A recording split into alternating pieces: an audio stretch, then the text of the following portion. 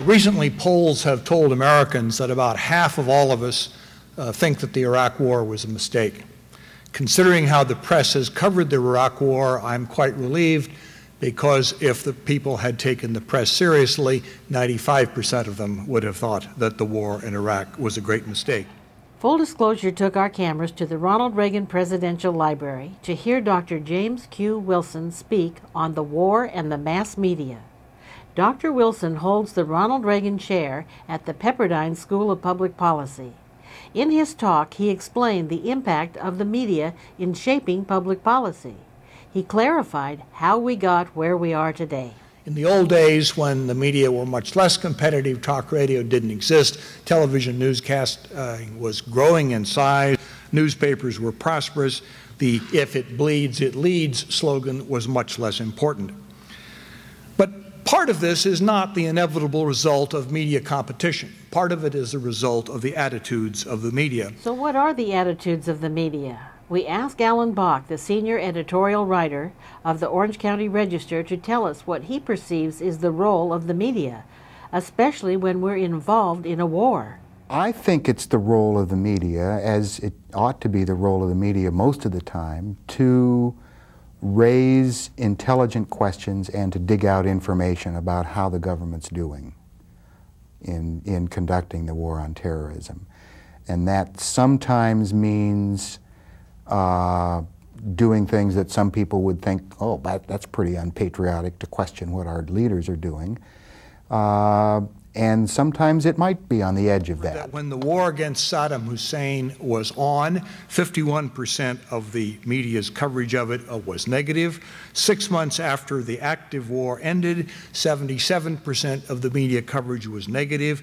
In the year 2004, 89% of it was negative, and by April of 2006, 94% of the television news coverage of the war in Iraq was negative. Why has the media become so anti-America? Dr. Wilson identifies there was a major change after World War II, where the media was extremely supportive of the war effort. According to Dr. Wilson, the transformation occurred in Vietnam. There were some old veteran reporters in Vietnam, such as S.L.A. Marshall and others, who had covered the Second World War and covered Korea and were there to cover the Vietnam War. And immediately there was a big age gap that opened up between men like Marshall on the one hand and David Halberstam and Neil Sheehan on the other hand. And this conflict between these two generations was described as in Marshall's language in the following way. At one time, you were an American first and a reporter second.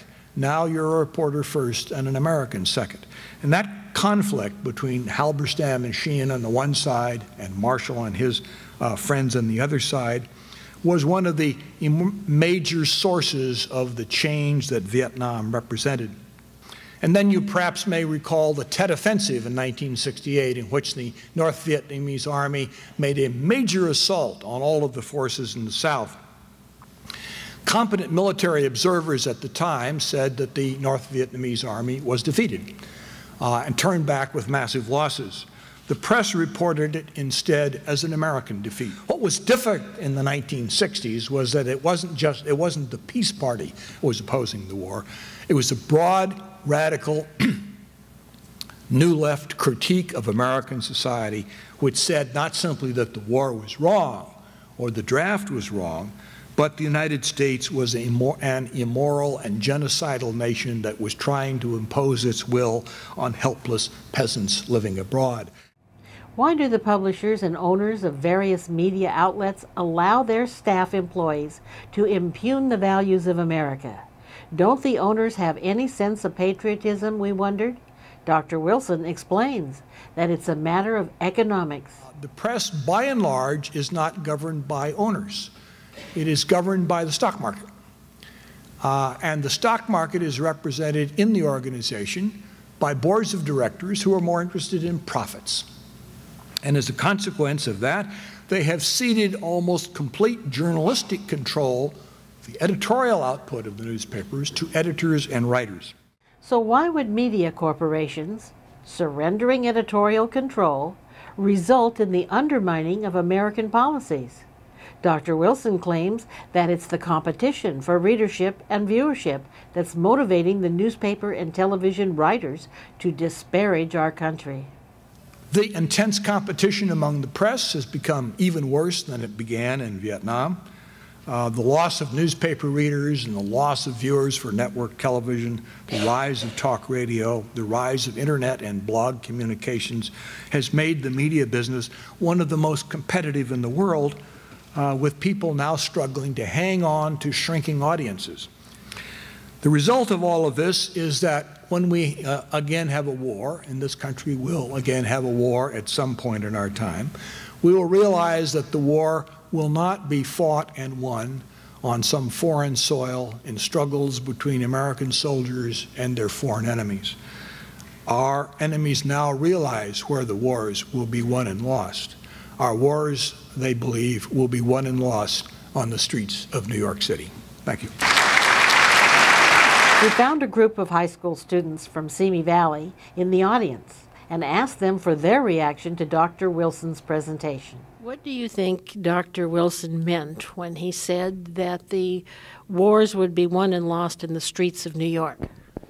Now, I really like that comment. I thought it was a very interesting note because ultimately the way he ended on that note, almost it seemed as if the American people were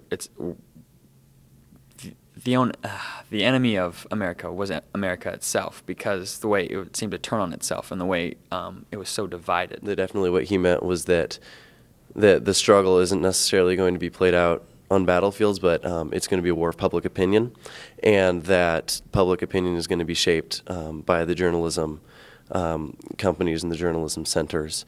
And New York's kind of the hub of that, with the New York Times and the New Yorker, et cetera, et cetera. But I feel that the shaping of both public policy and public opinion is going to be shaped by the journalism companies. So these high school students point out the threat the power of the media poses to future efforts to win wars, when our enemies can use our own media to defeat us. Is there anything that individuals can do to protect themselves? Can we, especially as individuals, do anything that can make a difference?